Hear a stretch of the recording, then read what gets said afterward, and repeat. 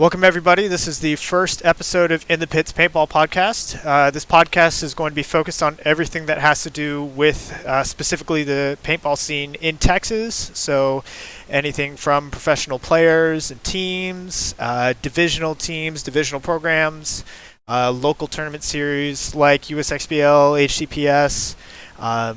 Could have different field owners, any paintball brands that are based in Texas, and also going to have some photographers and videographers on here as well. So every week we're aiming for about 30 minutes, short and sweet episode, new topic, and a new guest each week. So our guest for our very first episode is a legend in Texas paintball, Colt Roberts. He's a pro player for San Antonio XFactor. Colt, how are you doing this evening? I'm good. How are you, Christian? Doing pretty good. I'm excited to kick this thing off. Yeah, this is kind of cool. I'm excited to be here. Thanks for having me as your first guest. Yeah, absolutely. Everybody that was watching NXL this past week, we heard from Matty Marshall a bunch of times how you got COVID and you didn't make the trip. How are you recovering from that? I'm doing good now. It hit me hard for a couple days. Literally the day before I left, I came down, started having a fever and chills. So pretty bummed I didn't get to go and hang out with the boys. But they did well without me. I was proud of them, but I'm feeling good now. So I'll be ready for the next one. Okay, good to hear. You said that this was actually your first time catching COVID. You managed to go this 2.5 years now without catching it. Yeah, by working in essential industry, so I've been at work, every day in the office since COVID started, and yep, I've dodged a bullet every time. It's finally caught up to me. It's sick timing with Ryan Definitely. also being out, and it seemed like X was running a pretty thin line, but held a still made top four. That seemed like they played really well. Yeah, they did. Cody injured his groin at practice, so he was kind of, 75%. He didn't play a whole lot. Ryan had a baby. Congratulations, Ryan. So he was obviously not there. Tom Guest had work arrangements that, he had since the beginning of the year. We knew he wasn't going to make this event. And then, Anthony and Jesse are taking a little bit of break from paintball. So, yeah, we're running pretty thin. It was a little bit dicey, but they made it happen, so. Yeah, they definitely did well. Shoot, they were actually really close to making the finals there as well. Yeah. So for those that are listening in right now, maybe they don't know all that much about you or your story. How long have you been involved in the Texas paintball scene? Well, I started playing. I didn't play recreationally at all. I entered the tournament scene the second weekend I ever played paintball. So I've been playing competitively since 2001. On various teams. I started out at the very bottom division, worked my way up, and started playing, amateur events locally with a team called Fuel, which actually had Dixon Yang. He was on my the very first day of paintball. I played with Dixon Yang, and then on my first actual competitive team, I played with Dixon too. So that's kind of cool. That's awesome. And then I worked my way up from there. Played on Texas Storm, the amateur level, and then got picked up on Avalanche out of California for my first pro event in 2004. So I've been playing professionally since then. Awesome. So you started with Fuel with Dixon, then eventually you said Avalanche was your first pro team. What other teams have you played for over the years? Yep, I've played for Arsenal at the pro level, Avalanche. Played with the Portland Naughty Dogs. We won the ESPN. What was that tournament called? Do you remember what that was called? No, that was before my time. That's for sure. Yeah, I was on ESPN too. We won. Oh, Paintball World Championship was what it was called. So I won that with the Naughty Dogs. Played with them for several years. Played with Marcus Nielsen back on Arsenal. Played on Bad Company in 10-man. I played with Adrenaline in 10-man. So I played on quite a few teams, but XFactor's definitely been my longest stay, and I've played on that team off and on since 2006. Wow, that's a long time for one team. It is, but that's where my heart is. So got to stay home. Awesome. So you've been all over the U.S. playing for different teams. In your opinion, what makes the Texas paintball scene different from other regions of the U.S.? I think Texas paintball has just kind of became the mecca of paintball. It used to be California, but then we just started having so much talent come out of Texas that we kind of took over that flag. It started being kind of the most dominant teams on the NXL circuit are coming out of Texas, and I don't know what that is. I think it's one that we have such a good local series that really breeds and gets a lot of good players that come out of that, and then it's just we have a good pool of tough people. I think that the mentality down here is pretty tough, and people train hard, and that's helped quite a bit. When I was coming up, we played some of the toughest teams on the planet. Texas Storm and Addicted were mean dudes, and they toughened us up real quick. So I think that really led into the success of a lot of us coming up in the Texas paintball scene. Yeah, and even whenever you watch NXL, like if you look at the scores for all the way top to bottom divisional, um, it seems like Texas teams are usually on the top of whatever divisions that they're playing in. Looking at D4, like even just this past NXL, D4 Tribe out of Paintball Fit won the event. Yep. Texas Cyclones made top 3 again, so it's really good to see Texas teams still doing well. So having played for so long, over time, what are some of the things that you've noticed that have changed in the Texas scene, either for better or for worse? Honestly, I think what changed for worse as far as like for Texas paintball was, when I first started playing Texas paintball competitively, if you played rookie, you won a couple masks for winning the tournament. If you won at the novice level, you maybe won some spiders. Wasn't until you played at the amateur level, um, which would probably be equivalent to like D1 or D2 locally. That's when you started winning real prizes, like actual, autocockers or guns to that level. And I remember they started doing rookie tournaments that gave out really good prizes, and it just seemed like from that point on, it kind of, people quit wanting to advance so much to get to the higher levels to play, at the highest level of the sport locally, and they kind of just marinated down in the lower levels, and I think that really did hurt the development of players. And I think still to this day, there's guys that I see out there that are still playing D4 and D3 that have been playing, 10, 15 years, and I'm just like, yeah, why that is, I don't know. I think, it's maybe some complacency. I think it's the fact that they can win prize packages at the lower level. And, I think what also has hurt is the APPA rankings, the way that they are now. Um, it people are scared to move up to a division they don't think that they can compete in. And so they're playing this game of like, oh, well, we did good at this D5 event, so we're going to sit out the next 2 events so that we don't get too many points and have to bump to D4. And that's just kind of unfortunate, and it's just kind of playing the point system, and I don't really care for that, but it's part of the game now, unfortunately. Yeah, it's definitely something that we have to think about a lot divisionally. Even for a big program like us, for those listening that don't know, I play out of San Antonio with the Texas Titans. We've got lines all the way from D3 down to D5, and worrying about our points is something that we do have to think about. Um, and it really is just a part of the game now. Like if you look at like the big local tournament series, USXBL, we've definitely, there's some teams, some players in there that have been around for quite a while. Um, and you know, granted, didn't get on the scene until the middle of 2015, so I don't have quite the perspective that you do. So don't really know what the answers to that are either, but yeah, it is kind of a shame that this is where the scene is at right now in Texas. When I was playing locally, there wasn't really a division that we didn't have a good scene on. I mean, the highest local division was amateur, and as long as you weren't playing professionally, you could be semi-pro and have a full team of semi-pro in the amateur division locally. And we had 10 to 12 really good teams, like competitive teams in that division.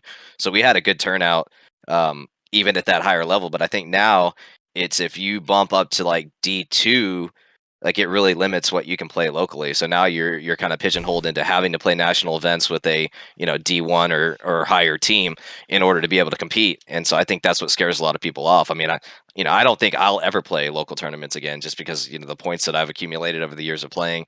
I'll be in a grave before I'm able to drop enough to play locally at the D3 level, and that's really like the highest it's offered, if I'm not mistaken, is D3 tournament. Yeah, in USXBL they offer D5, D4, and D3, but hopefully that's something that changes. It Uh, would be good, but at the same time, we need teams that are willing to step up and play at that higher level. If we don't have people doing that, then there'll be no teams to play in that D2 division, and therefore we won't have that division. So yep, yep, it'll definitely take some time for all that. So as one of the top players in the game, even now, you've been in so long, you're still at the top of your game. You must have gotten some offers from other teams over the years, maybe some with big cash offers or bigger budgets. So what is it that keeps you coming back to XFactor versus going to go play for another team? I mean, I guess the way I looked at it, I've always held a career. Like since I started playing paintball, I've always had a real job. I never solely relied on paintball for my personal standing. So it was never ever about money for me. If you get a little money on the side, that's great. It's nice to have a little spending cash, and not to have to pay to play paintball is kind of just the ultimate goal for me. And as long as I was able to do that, I was happy. And I've always been taken care of well at home.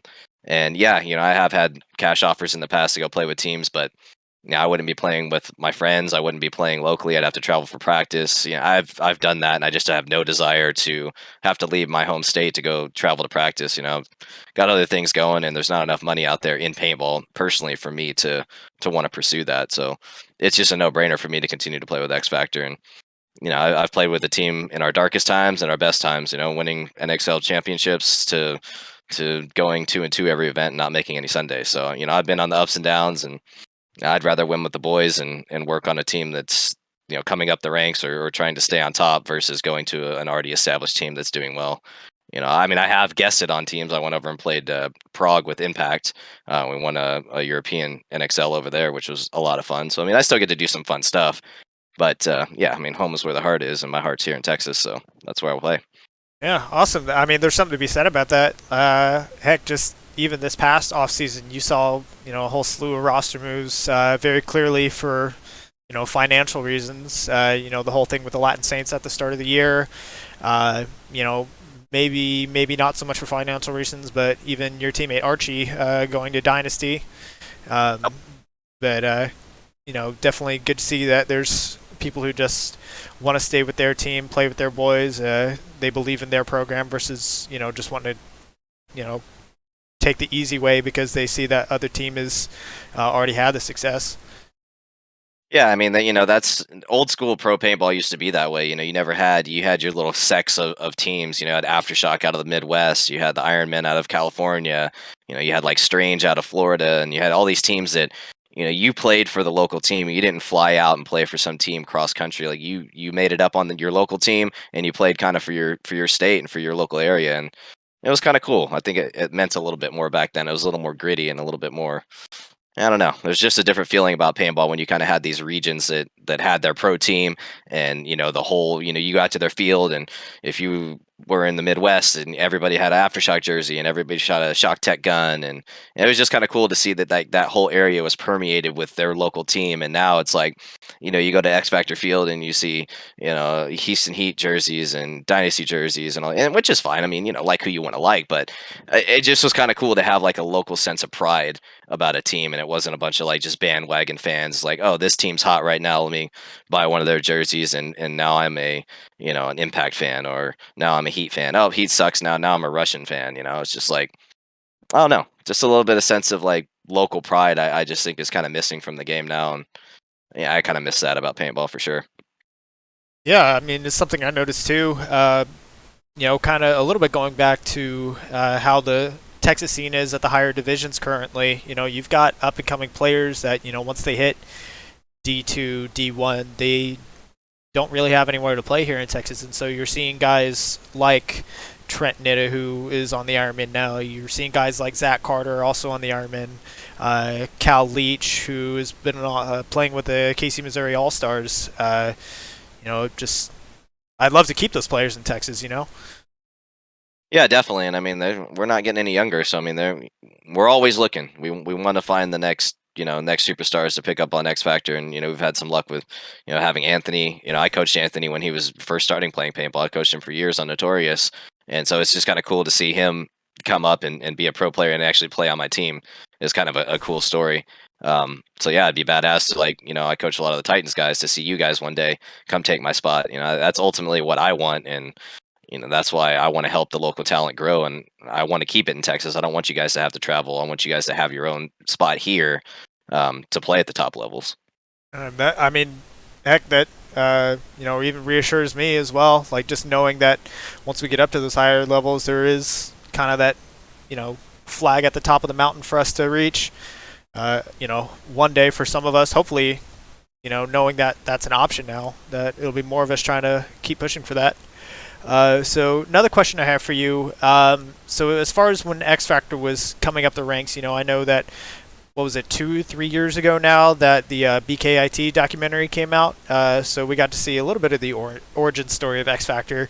But as far as getting into the details and the logistics, preparation wise, drill wise, as X Factor was moving up the ranks, and even right after they made pro, what are some things that y'all did then that divisional teams and individual players could do right now to help them on their climb up?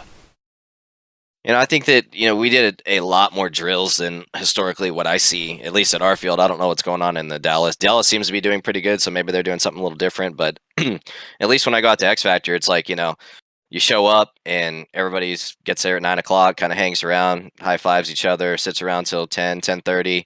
Then they go out there and they bang out points until 1 o'clock, and then they go home. I mean, they're putting 3 hours of work in, and it's one day a week.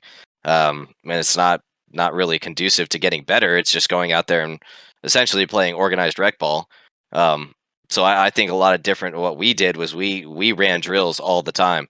We still scrimmaged, but we ran drills. And man, it's hard for me to even say the last time I went out there and just saw some team doing a drill day.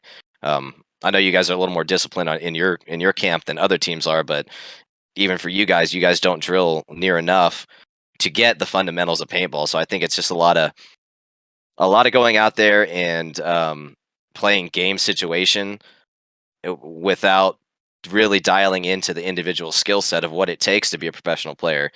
And if you're not running drills, you're not learning. You don't see professional basketball players not warming up and shooting 1,000 free throws, or doing ball handling skills or passing drills, or they're doing all these things. They're not just going out there and like, hey, let's get another pro team over here and let's just play them for 2 days and then go play a tournament. And then that's kind of like what we're doing now, is we're just out there banging our heads against each other in a live, million mile an hour practice format, and we're not dialing in on our individual gun skills and different types of preparations that we should be doing. So I think that's probably the biggest difference from when we were coming up to what's going on now, at least locally. And that may be a nationwide thing. I don't know.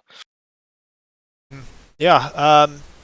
Even listening to sometimes, going to the Go Sports interviews that Monty Marshall does, sometimes he'll bring up the analogy that, baseball players don't practice batting by playing a full 9 innings. They go into the batting cage. Same thing with pitchers and, all the other different positions in different sports. So the fact that it seems like paintballers approach it just by, playing games seems kind of inefficient in our approach. So kind of along similar kind of line of thought there. What would you say is the single biggest thing that divisional teams do wrong? So let's say like one or two things that if they just changed the way that they did it, they would have a much easier time either in their matches or just along their journey up to the top. Well, I mean, I think we already discussed it. It's really just how you train versus just preparation in individual skill and teamwork basics um, would make a huge difference, instead of just going out there and doing the same thing. That's the definition of insanity: do the same thing over and over again and hope for different results. And it's just over and over. That's what I see. And finally, within the past year or so, I start to see a little bit of a change with teams like you guys, teams like the Dragoons, and other people reaching out to me and be like, hey, we want to get better. What do we need to do? And that's the first step. Approach somebody that is better than you, play people that are better than you, watch people that are better than you. That's the whole key. And I think a lot of times it's like, I want to win practice, or I just only want to play teams that I know I'm going to beat. And there's kind of a fear of failure or embarrassment. And in anything in life, you can't have a fear of failure. You will fail. I mean, it's just a matter. It's an inevitability. You're going to fail, and the quicker you realize that every failure is a learning process, the easier it is for you to start really seeing what the big goal is, and not so much care about the immediate result, but what you're working towards. So I think that's just kind of the mentality shift that needs to happen, is that you realize that you learn more from losing than you do from winning, and you learn more from doing drills and dialing in on these individual aspects than you do from going out there and playing a live scenario and hoping that you're learning 50 different elements of the game in a live combat simulation, with your adrenaline blowing and all these different people watching you, and just all the different pressures that happen when you're actually playing a game of paintball. Yeah, I can't tell you. So when the Titans were first starting out, we tried to play, with and against the players on grit as much as we could. And I can't tell you how many practices, the week before an event where we just got absolutely demolished. Like, sometimes not even winning a single point all day, and sometimes it's like, oh, we just didn't know. Like, it's one of those days where we're just like, what are we doing? Uh, we just took those experiences, learned from them, and we were able to podium or even win a lot of those tournaments the next weekend just from playing those guys that were better than us and learning those lessons. Even though, yeah, it was the hard way, but rather get beat in practice a whole lot than beat at the event. Yeah, exactly. And I mean, and the good thing about that too is, a lot of times you'll see, especially at lower division paintballs, that there's a lot of like T-ball mentality. Well, everybody's paying, so everybody should play, and like these are my friends, these are my buddies, and all. And I get that, and it's a funny sport. There's not a ton of money in it, so it's hard to kind of treat it as a professional sport at times. But there are teams that do that, and if you want to be at that top level, you do have to treat it like a professional sport. And if you start treating it that way and training that way, it's inevitable that those people that are there just to have fun or just to, have a weekend gig and aren't real serious about it, they weed themselves out pretty quick when you start putting a true training regimen together and you're actually working to get better and you're out there getting your asses kicked. I mean, I'm sure that, you guys have lost players that just couldn't handle the grind because they'd go out there and get their ass kicked and they're like, this isn't for me. And that's fine. You don't want people like that on your team anyway. They can go do something else. They can play rec ball and have fun with it. But if you're trying to be a competitive paintball team, you need to weed those guys out, and you do that by training hard, and making some uncomfortable, things happen. And I think that you guys have seen that. There's been some turnover in your roster, but now you guys have a super strong core, solid core of guys that are out there that are wanting, to achieve the same goals, which is nice. Yeah, and it is super nice, having all the guys that we do have currently. Maybe part of that is just a lot of players when they're coming in, they don't truly know what it means, or the kind of dedication that it requires to be a top level team, or to be, not just going to an event to have fun and quote unquote do well, to actually go to win the whole thing. And either they just straight up don't know what it's like, or they aren't being completely honest with themselves with, hey, this team has been on top for X amount of time. We have to put in more work just to catch up to their level, and then put in more work on top of that to surpass them. Yeah, absolutely. Yeah. So, do you have any other side projects going on with paintball that you'd like to talk about? I mean, I've got the new training regimen coming out, that I've kind of designed to kind of do exactly what we've been talking about, to get us to a different path, a different trajectory. It's called Paintball Kumite, and it's basically going to be a martial arts kind of stylized training regimen where we, instead of working on big picture like full elements all at one time, we're going to dissect the game into small bite-sized elements to where we're focusing on individual skills. And the concept is that when you leave one of the classes, that's say focused on laning or running and shooting or whatever the tactic is that we're working on, that you walk away and say, I now have the drills that I need to do on my own time to perfect this particular element of the game. And I think by doing that, we can focus on one thing, that you guys will retain that information a lot more, and you'll be working on individual elements of the game with drills designed to improve that element of the game without all the other distractions that we have during a normal game. So, that's kind of what my passion is right now. I know I'm getting to the point where I won't be playing paintball forever, but I will be part of paintball forever, as long as I can.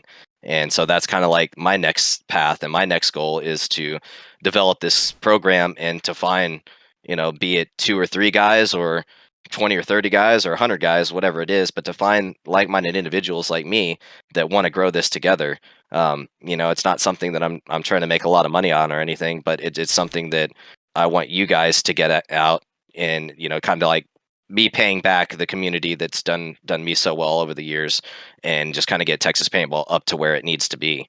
and hopefully, breed the new crop of pro players to come take my spot. So that's kind of what I've been working on, and I'm excited to have the Titans and the Dragoons that both played X Factor kind of be my test group. So I'm looking forward to working with all you guys. I've gotten to know most of you, you know, pretty intimately over the past couple weeks as we've talked about developing this program, and you guys are, helping me figure out what's going to work and what's not going to work, and we're all learning here. I'm learning this, and in essence, kind of writing a book while teaching you guys, and so I'm just pretty super excited about that, to be honest.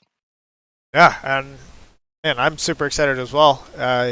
Just to have that direction. Like, I know when I was first starting paintball, D5, I was actually playing in the college scene, NCPA, with the Texas Longhorns, and I pretty much had to figure everything out on my own.